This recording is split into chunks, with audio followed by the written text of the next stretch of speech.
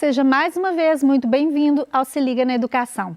Eu sou a professora Aline D'Angelis, estou hoje acompanhada do Daniel para a nossa primeira aula de História do quarto bimestre do quinto ano. Bem, na nossa aula de História do quarto bimestre, nós vamos ver sobre patrimônio e memória. Vamos retomar o que nós vimos lá no final do terceiro bimestre. Você vai encontrar esse conteúdo lá nas semanas 1 e 2 do PET 4. O que nós vamos aprender nesta aula? Nós vamos aprender o que é inventariar, conhecer os patrimônios materiais e imateriais, sobre a sua preservação, quais os órgãos responsáveis, por cuidar do patrimônio nacional, estadual, municipal. E vamos dar continuidade à análise das mudanças desse patrimônio durante o decorrer do tempo. Então, retomando o significado de patrimônio cultural nós vimos que é tudo que o homem produz ou a natureza. Por que eu digo a natureza? Porque nós sabemos que existe o patrimônio natural também, não é? Nós vimos isso no final do terceiro bimestre. Bem, então o patrimônio cultural é tudo que tem significação histórica ou para a cultura do homem, para a identidade de um povo. Mas não é só isso não. Não é só o que é produzido no passado e o que é deixado pelos nossos ancestrais, e sim o que nós produzimos no presente.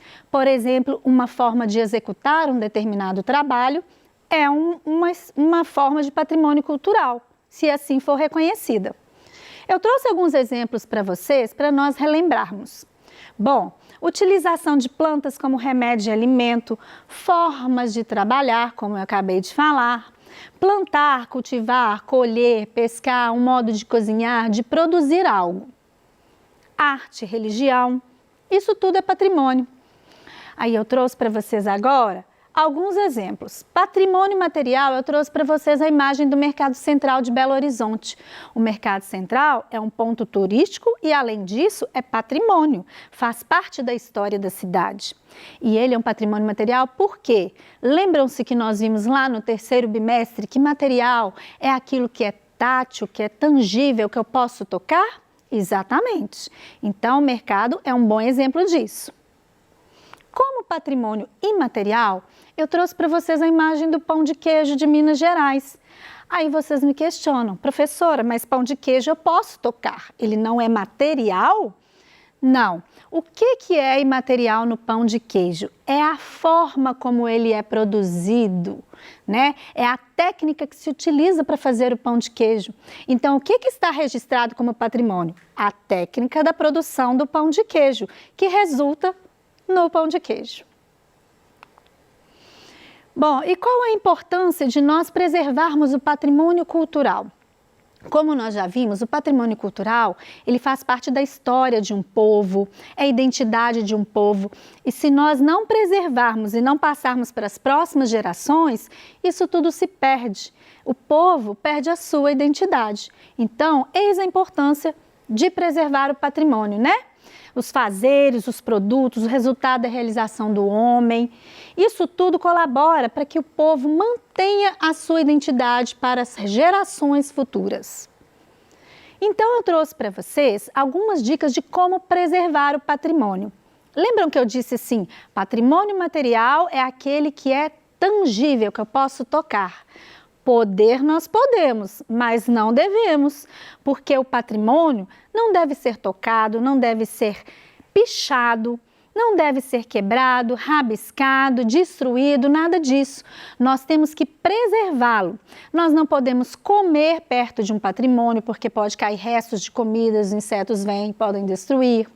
Nós não podemos pendurar coisas no patrimônio, escorar no patrimônio. Vocês devem ter ouvido notícia há pouco tempo atrás do que aconteceu com a igrejinha lá da Lagoa da Pampulha, que é um patrimônio cultural, não só nacional, mas também mundial. Uma pessoa irresponsável foi lá e pichou a igrejinha. Isso foi uma perda irreparável. Claro que foi possível, digamos irreparável no sentido não no sentido geral, porque foi possível apagar, mas no sentido emocional, que a representação da Igreja da Pampulha para nós é muito grande, né? É muito importante, é um patrimônio mundial. O flash da máquina fotográfica também pode prejudicar o patrimônio. Quando você, por exemplo, está visitando um museu, existem alguns lugares que eles permitem fotografar e outros não. Lugar que é permitido fotografar, normalmente, é pedido que você não utilize o flash para não estragar o patrimônio. Já falamos de não comer e não beber perto dos bens culturais. E mais 2 detalhes apenas. Os livros, quando nós estamos trabalhando com livros, gente, mesmo que não seja uma relíquia, né? Nós temos que cuidar bem, não riscar, não rasgar. Outra coisa é afixar cartazes, fitas, adesivas. Nós não podemos fazer isso com patrimônio. Hoje existe uma legislação que proíbe afixar cartazes, inclusive nas ruas. Vocês devem se lembrar que no período político a rua era uma poluição visual que só. Tinha cartaz aficionado em prédio, em poste, em tudo que é lugar. Hoje existe lei que proíbe isso. Bom, por que preservar o patrimônio imaterial? O patrimônio imaterial, assim como o material, é um bem que nós temos, né? Que o povo tem, que mostra a sua identidade. Se nós não preservarmos, ele se perde com o tempo. E como as gerações futuras aprendem as lições com as gerações passadas, se nós preservamos, nós teremos o que apresentar para as gerações futuras. Agora eu vou falar um pouquinho para vocês de patrimônio pessoal. Essa definição aqui ela é bem genérica, ela diz o seguinte: patrimônio pessoal é um conjunto de direitos, bens, obrigações de uma pessoa. Existe o patrimônio pessoal quando se fala direitos e bens em relação a bens materiais que geram dinheiro, né, que geram ganhos, como por exemplo, quando alguém, o pai ou a mãe morre e deixa uma herança, é um patrimônio pessoal. Mas o patrimônio do qual nós estamos falando aqui hoje tem outro tipo de representação. É uma representação emocional, sentimental. Tudo que tem um valor sentimental para mim, que eu guardo de alguém que deixou para mim, é um patrimônio pessoal. Vocês estão vendo no slide que lá tem exemplos de fotos, de objetos, de vídeos, entre outras coisas. Eu trouxe aqui para mostrar para vocês 2 coisas do meu patrimônio pessoal, para a gente ilustrar e vocês entenderem direitinho. O primeiro elemento é um livro muito antigo, um livro que chama Os Lusíadas. É um livro todo em versos. Esse livro, ele é uma relíquia para mim. Eu ganhei de um tio quando eu era mais nova, e esse livro ele é tão antigo que vocês podem ver que as páginas são bem fininhas. E se a gente não cuida, isso aqui se deteriora com o tempo, se estraga. O outro elemento que eu trouxe para mostrar para vocês é uma fotografia. A fotografia do meu pai. Essa fotografia, ela tem muitos anos também. Mas essa fotografia, eu descuidei dela, gente. Olha só o que aconteceu. Quando um dos meus filhos era pequeno, né, ele rabiscou aqui em cima da fotografia. Eu não tive cuidado com o meu patrimônio pessoal. Claro que não foi porque eu não quis, foi apenas um descuido. Mas assim como nós temos que ter cuidado com o nosso patrimônio pessoal, nós temos que ter cuidado com o patrimônio coletivo também, certo? Aqui mais imagens de patrimônio, né, pessoal, que as pessoas guardam, às vezes um relógio antigo, uma relíquia que um parente deixou. Agora nós vamos falar um pouquinho sobre os órgãos responsáveis por cuidar do patrimônio, tá? Em nível, né, se a gente fala em âmbito mundial, eu quero dizer no âmbito mundial lá, o patrimônio cultural, ele é cuidado pela Unesco. É a Unesco que cuida de preservar, de divulgar. A Unesco é a Organização das Nações Unidas. Ela foi criada em 16 de novembro de 1945. Então, tudo que diz respeito a patrimônio mundial, a Unesco é responsável por preservar. Se falarmos de patrimônio nacional, nós temos o IPHAN. Como a sigla já diz, né? IPHAN. Instituto do Patrimônio Histórico Artístico Nacional. Esse instituto ele foi criado em 13 de janeiro de 1937. Então, no Brasil, o órgão responsável é o IPHAN. Se falarmos em âmbito estadual, né, no estado de Minas Gerais, que nós moramos em Minas, no estado de Minas Gerais é o Instituto Estadual do Patrimônio Histórico e Artístico de Minas Gerais. A criação dele foi em 30 de setembro de 1971 e ele tem a sigla IEFA, né, que traduz Instituto Estadual do Patrimônio Histórico e Artístico de Minas Gerais. Aí vocês me perguntam, e as prefeituras, professora, como que cuidam dos bens, dos patrimônios, né, que são municipais? Cada prefeitura tem o direito de escolher o seu próprio nome. Então, eu não coloquei o nome de todas as prefeituras aqui, que seria difícil, né? Minas Gerais tem muitas cidades, mais de 800 cidades. Então, o que eu fiz? Eu coloquei como exemplo para vocês o da capital de Minas Gerais. Na capital de Minas Gerais, o órgão responsável é o Conselho Deliberativo do Patrimônio Cultural Municipal e ele foi criado em 1984. Eu trouxe para vocês conhecerem também o símbolo do Patrimônio Histórico e Artístico Nacional. No lugar que você encontrar este símbolo, significa que ali existe um patrimônio histórico-cultural. Para que serve esse símbolo? Bem, ele serve para identificar, de forma que eu sei que naquele determinado local é um patrimônio e que eu tenho que ter mais cuidado ainda do que eu teria em qualquer lugar, né? Ele serve também, ou seja, de sinalização. Ele serve também para divulgar, para promover, para informar. Ele está me mostrando que aquilo ali é um patrimônio. Então, ele está me informando, ele está difundindo a ideia de que isto é um patrimônio cultural. Lá na Constituição, como nós falamos aí de proteger, né, que temos órgãos em âmbito mundial, âmbito estadual, âmbito nacional e municipal responsável por proteger o patrimônio, vamos falar então sobre as leis que protegem o patrimônio. Na nossa Constituição, Constituição Federal do Brasil, nós temos o artigo 216, que lá no seu parágrafo 1º diz que o poder público, ou seja, os governos, né, tanto do município, do estado como federal, eles têm obrigação, juntamente com a comunidade, com o coletivo, com o seu povo, de cuidar, de proteger o patrimônio cultural brasileiro. Por meio de quê? Através de que eles fazem essa proteção? Inventários, registros, tombos, vigilância, desapropriação e outras formas mais. E aí eu vou explicar para vocês detalhadamente o que é cada uma dessas coisas. Pelo menos o inventário e o tombo nós vamos ver na aula de hoje. Bom, outras formas de acautelamento. O que é acautelamento? Acautelar seria prevenir para que nada de ruim aconteça.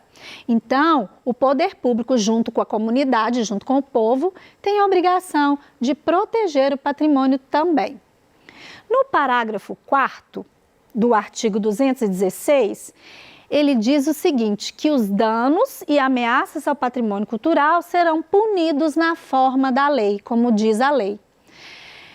Se nós perguntarmos, e aí, a pessoa que cometeu o crime, né, de pichar a igrejinha lá da Pampulha, foi punida?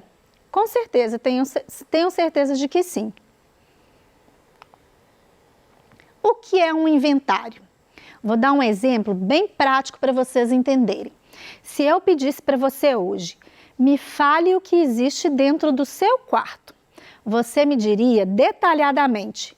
Por exemplo, tem um guarda-roupa branco de 3 portas, uma cama com uma cabeceira acolchoada, uma penteadeira e uma cadeira, tem uma luminária também.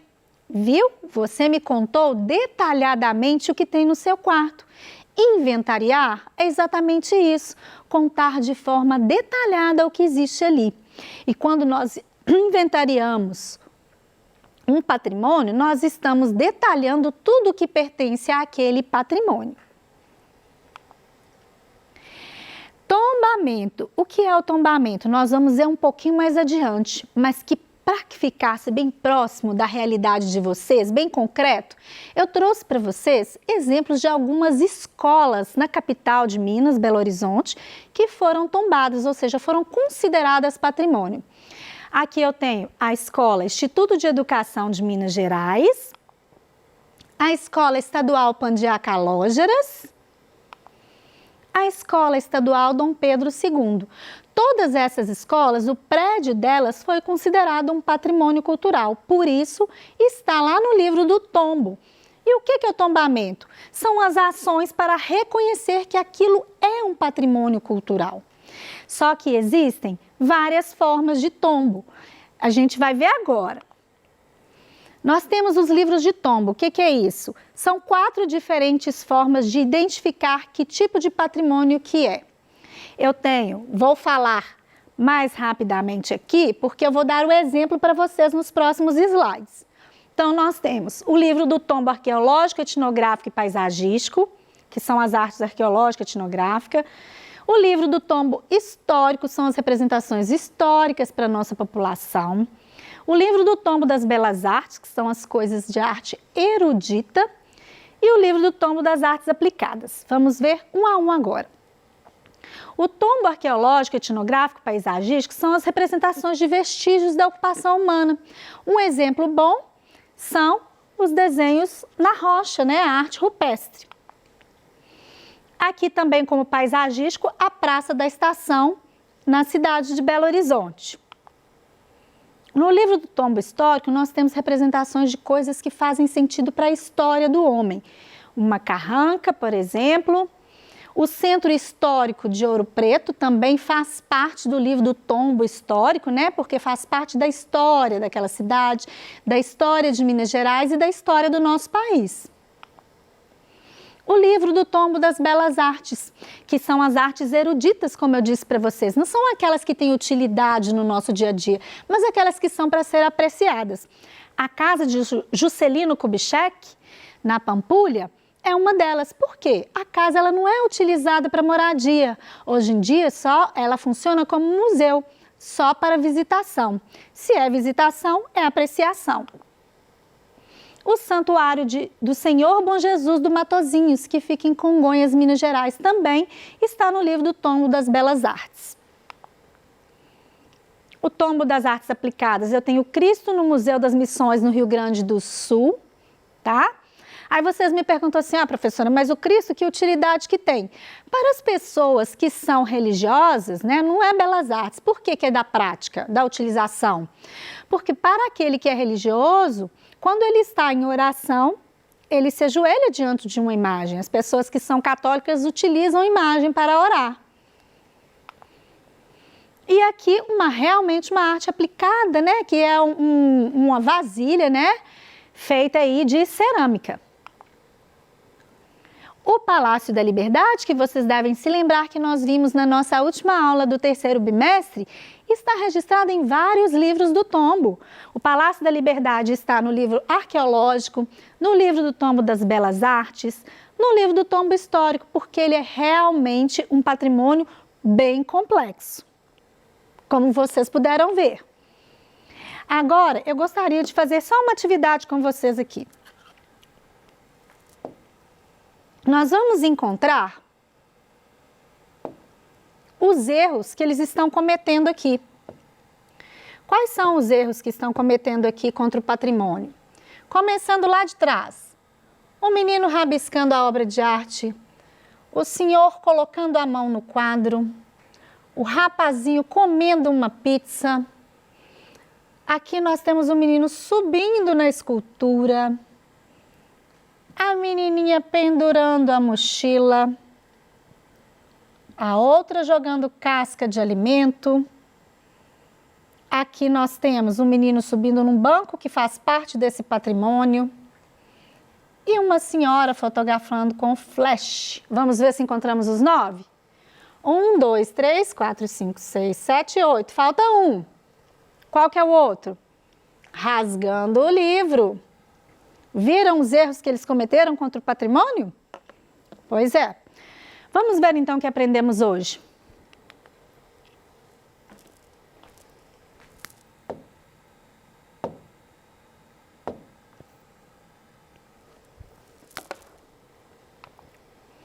Hoje nós retomamos o que é patrimônio cultural, aprendemos o que é patrimônio pessoal, qual a importância de se preservar o patrimônio, vimos dicas de preservação do patrimônio, órgãos responsáveis pela preservação do patrimônio, o que é inventário e os tipos de tombo, né? Os tipos de livros de tombo. Espero que a aula tenha sido satisfatória e aguardo vocês na próxima.